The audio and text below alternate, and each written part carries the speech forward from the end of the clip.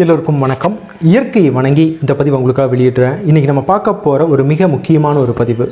உங்களுக்கு எலும்பு தேய்மானம் இருக்கா?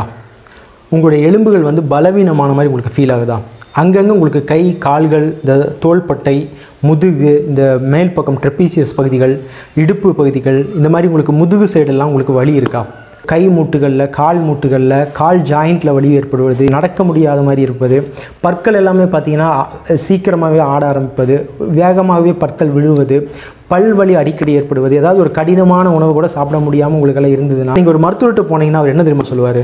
உங்களுக்கே தெரியும், கால்சியத்தின் குறைபாடு உங்களுடைய உடலில் இருக்குதுன்னு சொல்லுவாங்க இல்லைங்களா? ஸோ நீங்கள் என்ன பண்ணுவீங்க? உடனே கால்சியத்துக்கான உணவுகள், சப்ளிமெண்ட்ஸ் நீங்கள் எடுக்க ஆரம்பிப்பீங்க. அதுக்கப்புறமும் மறுபடியும் உங்களுடைய எலும்புகள் தேய்மானம் அடைகிறது. மூட்டு வலி, கால் வலி, கை வலின்னு எல்லா வலியும் மீண்டும் உங்களுக்கு வருகிறது.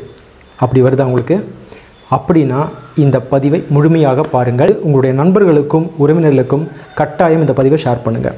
நிகழ்ச்சிக்கு போகிறதுக்கு முன்னாடி மறக்காமல் இயற்கை மனிதன் சேனலை சப்ஸ்கிரைப் பண்ணாதவங்க சப்ஸ்கிரைப் பண்ணுங்கள், லைக் பண்ணுங்கள், கமெண்ட்ஸில் டவுட் இருந்தால் கேளுங்க, மறக்காமல் பெல் ஐக்கனை கிளிக் பண்ணுங்கள். நிகழ்ச்சிக்கு போகலாங்களா? வாங்க.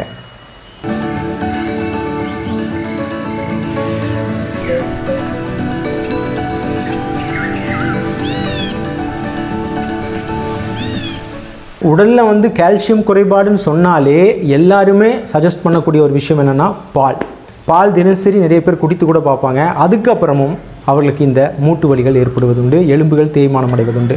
முக்கியமாக சிறுவர்களுக்கும் கூட பார்த்திங்கன்னா இந்த கை கால்கள் வலி, இந்த ஜாயின்ட் பெயின் எல்லாம் அடிக்கடி ஏற்படுகிறது. அவர்களுக்கு தினமும் பார்த்திங்கன்னா பால் குடிச்சிட்டு இருப்பாங்க. அப்போ இந்த கால்சியம் அதிகமாக இருக்கக்கூடிய ஒரே உணவு பால் மட்டும்தானா? இல்லைங்கிறது தான் உண்மை. ஏன் தெரியுங்களா? ஒரு மனிதன், அதாவது ஒரு ஆரோக்கியமான மனிதனுக்கு ஒரு நாளைக்கு 1000 மில்லிகிராம் அளவிற்கு கால்சியம் தேவைப்படுகிறது. இதே வளருகின்ற ஒரு மனிதனுக்கு 1300 மில்லிகிராம் கால்சியம் ஒரு நாளைக்கு தேவைப்படுகிறது. இதே ஒரு வயதானவர்கள்னால் அவர்களுக்கு 1500 மில்லிகிராம் கால்சியம் ஒரு நாளைக்கு தேவைப்படுகிறது. முக்கியமாக இப்போ கர்ப்பிணி பெண்களாக இருக்கட்டும் அல்லது பாலூட்டும் தாய்மார்கள், இவர்களுக்கு பார்த்திங்கன்னா ஒரு நாளைக்கு கிட்டத்தட்ட 1800 மில்லிகிராம்லேருந்து 2000 மில்லிகிராம் அளவிற்கு கால்சியம் ஒரு நாளைக்கு தேவைப்படுகிறது. இப்போ நீங்கள் ஒரு டம்ளர் பால் குடிக்கிறீங்கன்னு வச்சுக்கிங்களேன், அந்த ஒரு டம்ளர் பாலில் எவ்வளோ கால்சியம் தெரியுங்களா இருக்கும்? 110 மில்லிகிராம் கால்சியம் மட்டுமே இருக்கும். அப்படின்னா உங்களுக்கு ஒரு நாளைக்கு தேவையான 1500 மில்லிகிராம் கால்சியம் உங்களுக்கு வேணும்னா நீங்கள் கிட்டத்தட்ட 1.5 லிட்டர் பால் நீங்கள் குடிக்க வேண்டியிருக்கும். இது சாத்தியமாக நீங்கள் யோசிச்சு பாருங்கள். ஒருவேளை சாத்தியப்பட்டாலும் அந்த பால் நம்ம வீட்டில் நம்ம வாங்கி குடிக்கக்கூடிய அந்த பால் சுத்தமானதா, நல்ல ஆரோக்கியமானதானா? அதுவும் சந்தேகம்தான் இல்லையா? ஏகப்பட்ட அந்த ஏஜென்ட்ஸ் அதுக்குள்ளே சேர்த்துறதுனால அந்த பாலுடைய தன்மையை பார்த்திங்கன்னா உடலுக்கு தீங்கு தான் விளைவிக்கின்றது. அப்படின்னா எந்த உணவுகள் நமது உடலில் கால்சியத்தின் அளவை அதிகரிக்கும்? அந்த உணவை தான் இப்போ நம்ம பார்க்க போகிறோம். உங்களை சுற்றியுள்ள மிக எளிமையாக கிடைக்கக்கூடிய உணவுகள் உங்கள் கண்முன்னேயே இருக்கிறது. ஆனால் அது நமக்கு தெரிவது கிடையாது. என்ன தெரியுங்களா? நிறைய பேருக்கு தெரிஞ்சிருக்கலாம், கீரைகளில் தான் அதிகமான கால்சியம் இருக்குது. அதாவது ஒரு 100 கிராம் கீரையில் பார்த்திங்கன்னா கிட்டத்தட்ட 800 மில்லிகிராம் கால்சியம் கிடைக்குதுங்க.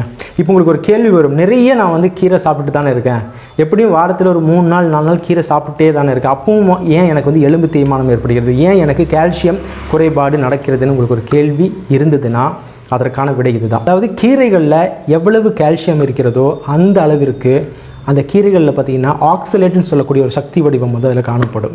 ஸோ இந்த ஆக்சலேட் நிறைந்த இந்த உணவுகளில் கால்சியம் இருந்தாலும் உங்களது உடல் நீங்கள் இந்த உணவில் இருக்கக்கூடிய கால்சியத்தில் பார்த்திங்கன்னா ஒரு 25% மட்டுமே தான் உடலால் எடுத்துக்கொள்ள முடியும். இந்த ஆக்சலேட் நிறைய இருக்கிறதுனால உடலுக்கு தேவையான கால்சியத்தை உடலால் எடுக்கவே முடியாது. அதனால தான் கீரைகள் சாப்பிட்டவங்களுக்கு கூட இந்த எலும்புகள் சம்மந்தப்பட்ட எல்லா பிரச்சனையுமே வருவதற்கு காரணம். அப்போ எது தான் சிறந்த உணவாக இருக்கும்? எது தெரியுங்களா சிறந்த உணவு? ஒரு எக்ஸாம்பிள் சொல்கிறேன் பாருங்கள். இப்போது மனிதர்களை விட்டு விலங்குகளுக்கு போவோம். இப்போது பெரிய எலும்புகள் கொண்ட யானையாக இருக்கட்டும், இல்லது பசுவாக இருக்கட்டும், மாடுகளாக இருக்கட்டும், அதற்கு எப்படி கால்சியம் கிடைக்கிறது? எப்படி கால்சியம் பற்றாக்குறை இல்லாமல் அதனால் வாழ முடிகிறது? ஒரே காரணம் தான், தாவர இலைகளை சாப்பிட்டு வாழ்வதா. ஸோ தாவர இலைகளில் தான் அதிகமான கால்சியம் உள்ளது. அதே கான்செப்ட் தான் நமக்கும். இந்த பச்சை இலை தாவரங்களில் உங்களுக்கு தேவையான கால்சியம் கிடைக்குதுங்க. அதில் முதல் இடத்துல இருக்கிறது என்ன தெரியுமா? அகத்திக்கீரை. அகத்திக்கீரையில் உங்களுக்கு தேவையான அளவு கால்சியம் வந்து இருக்குது. இன்னொரு விஷயம் என்னென்னா இதில் ஆக்சலேட் வந்து மிக குறைவாகவே இருக்கிறது. ஸோ நீங்கள் அகத்திக்கீரை சாப்பிட ஆரம்பிச்சிங்கன்னா மேக்சிமம் அந்த கால்சியத்தை உங்களது உடல் வந்து மிக எளிமையாக எடுக்க முடியும். இப்போ ஒரு 100 கிராம் அகத்திக்கீரையில் கிட்டத்தட்ட 1100 மில்லிகிராம் கால்சியம் வந்து அடங்கியிருக்குங்க. இது முதல் இடத்துல இருக்குது. இரண்டாவது இடத்துல என்ன தெரியுங்களா இருக்குது?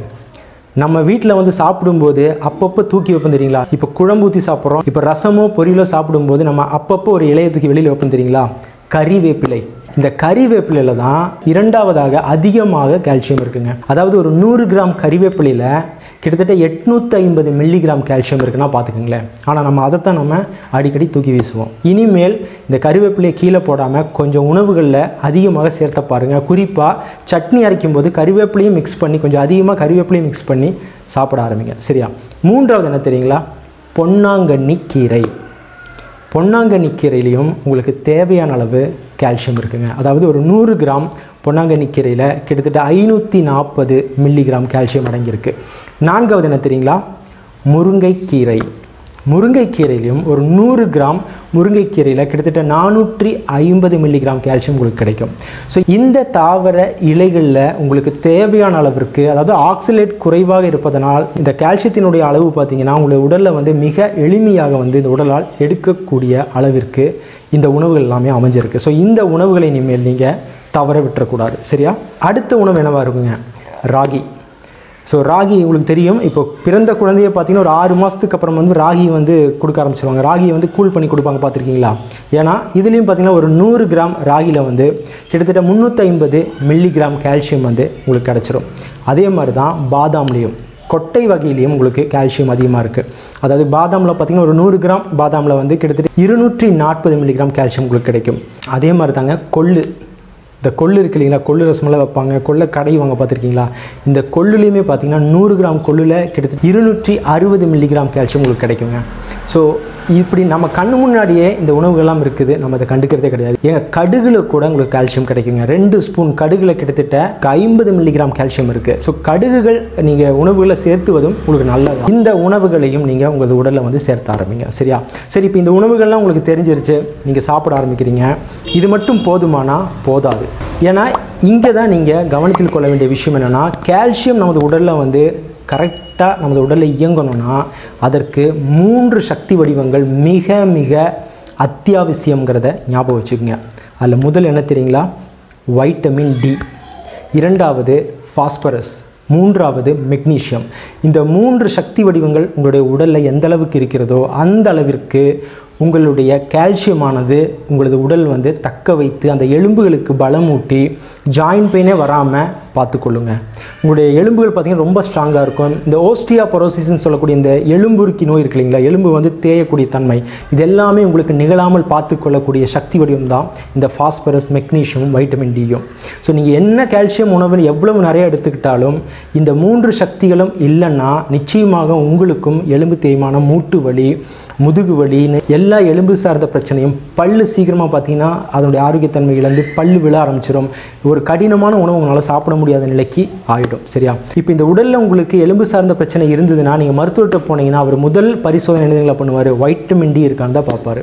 ஏன்னா இந்த கால்சியம் உணவு உள்ளே போகும்போது ஃபாஸ்பரஸும் மெக்னீஷியமும் சேர்ந்து இந்த கால்சியத்தோடு இருந்தால் மட்டும்தான் இந்த கால்சியமானது உடலுக்கு உபயோகிக்கக்கூடிய அந்த ஃபார்முக்கு மாறுதுன்னு அர்த்தம். புரியுதுங்களா? வெறும் கால்சியம் மட்டும் இருந்துச்சுன்னா இந்த உடல் வந்து வாங்கிக்காது. அது கூட ஃபாஸ்பரஸும் மெக்னீஷியமும் சேர்ந்தாதான் இந்த உடல் வந்து அந்த கால்சியத்தை உபயோகிப்பதற்கு தயாராக இருக்கும். இந்த 3ம் சேர்ந்து தயாராக இருக்கும்போது நம்மளுடைய எல்லா எலும்புகளுக்கும் இதை கரெக்டாக கொண்டு போய் சேர்த்துறது எது தெரியுங்களா? Vitamin D. அப்போ எந்த அளவிற்கு நீங்கள் கால்சியம் உணவுகளை கவனம் செலுத்துறீங்களோ அதே அளவிற்கு ஃபாஸ்பரஸ் உணவுகளையும், மெக்னீஷியம் நிறைந்த உணவுகளையும், வைட்டமின் டி நிறைந்த உணவுகளையும் நீங்கள் எடுத்துக்கணும். சரி, ஃபாஸ்பரஸ் எந்த உணவுகள் அதிகமாக இருக்குங்க? பச்சை காய்கறிகள் இருக்குது, கொட்டை வகைகள் இருக்குது, அவரை வகைகள் இருக்குது, அதே மாதிரி மீனில் இருக்குது, முட்டைகளில் இருக்குது, இறைச்சிகளில் இருக்குது, அதே மாதிரி தானியங்களில் நிறையா இருக்குது. ஸோ இந்த உணவுகள் எல்லாமே நீங்கள் ஃபாஸ்பரஸ் எடுத்துக்கணும். இப்போ ஒரு ஆரோக்கியமான மனிதனுக்கு ஒரு நாளைக்கு 1300 மில்லிகிராம் ஃபாஸ்பரஸ் அவசியங்க. அதே ஒரு வளர்ந்த மனிதன் வச்சுக்கோங்களேன், ஒரு நாளைக்கு 700 மில்லிகிராம் ஃபாஸ்பரஸ் அவசியங்க. அதே மாதிரி தான் மெக்னீஷியமும். அதாவது ஆரோக்கியமான ஒரு மனிதனுக்கு ஒரு நாளைக்கு கிட்டத்தட்ட 400 மில்லிகிராம் மெக்னீஷியம் அவனது உடலில் வந்து இருந்தே ஆகணும். சரிங்களா? ஸோ மெக்னீஷியம் எந்த உணவில் இருக்கும்?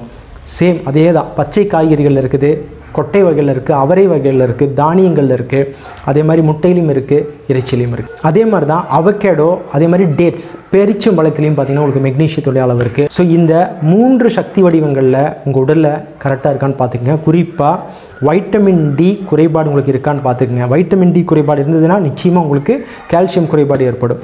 இன்னும் முக்கியமாக ஒரு விஷயம் என்னென்னா, எப்படி இந்த ஃபாஸ்பரஸும் மெக்னீஷியமும் இந்த கால்சியத்தோடு சேர்ந்து உடலுக்கு நன்மை விளைவிக்குதோ அந்த உணவுகள் தான் நான் முதல்ல சொன்ன அகத்திக்கீரை, பொன்னாங்கண்ணி கீரை, முருங்கைக்கீரை, கறிவேப்பிலை, அதே மாதிரி கொத்தமல்லி இலை. இதில் எல்லாத்துலேயுமே பார்த்தீங்கன்னா மெக்னீஷியம் இருக்குது, ஃபாஸ்பரஸும் இருக்குது, கால்சியமும் இருக்குங்க. இதுக்குன்னு தனித்தனியாக நீங்கள் எந்த உணவும் எடுக்க வேண்டியதில்லை. வைட்டமின் டி மட்டும் கொஞ்சம் இன்க்ரீஸ் பண்ணிவிட்டு இந்த உணவுகள் நீங்கள் எடுத்தீங்கனாலே போதும்.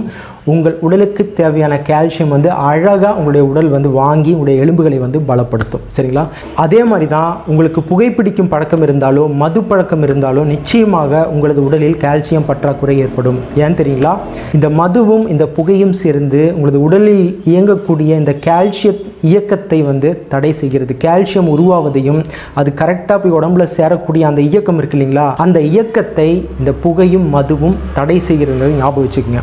ஸோ யாருக்கெல்லாம் புகைப்பிடிக்கும் பழக்கம் இருக்கோ, மது பழக்கம் இருக்கோ, அவர்களுக்கு நிச்சயமாக எலும்புகள் தேய்மானமாவது, ஜாயிண்ட் பெயின், முதுகு வலி, அது இடுப்பு வலி, கழுத்து வலின்னு எலும்புகள் சம்மந்தப்பட்ட பிரச்சனை ஏற்படுத்துவதோடு உங்களுடைய பற்களுடைய ஆரோக்கியமும் குறைந்து கொண்டே போகுங்கிறத ஞாபகம் வச்சுக்கோங்க. இது ஒரு மிக மிக ஒரு முக்கியமான பதிவு. ஏன்னா இந்த கால்சியம் குறைபாடுன்னு சொன்னாலே நம்மளுடைய ஞாபகத்துக்கு வருவது நம்மளுடைய எலும்புகள் வந்து தேய்மானமாகிறது, எலும்புகள் வலிமை இழக்கிறதுன்னு மட்டும்தான் உங்களுக்கு தெரியும். ஆனால் கால்சியம் இருந்தால் மட்டும்தான் உங்களுடைய இதயமானது ஆரோக்கியமாக இருக்கும், நரம்பு மண்டலங்கள் ஆரோக்கியமாக இருக்கும், உங்களுடைய ரத்தம் கூட ஆரோக்கியமாக இருக்கும். குறிப்பாக உங்களுடைய உடல் சோர்வு இல்லாமல் பார்த்து கொள்வதும் இந்த கால்சியம் தாங்க. புரியுதுங்களா? ஸோ இது ஒரு மிக முக்கியமான ஒரு பதிவு. உங்களுடைய நண்பர்களுக்கும் உறவினர்களுக்கும் கட்டாயம் ஷேர் பண்ணுங்கள், அவர்களும் பயன்பெறட்டும். மீண்டும் ஒரு நல்ல பதிவில் நான் உங்களை சந்திக்கிறேன். நன்றி, வணக்கம்.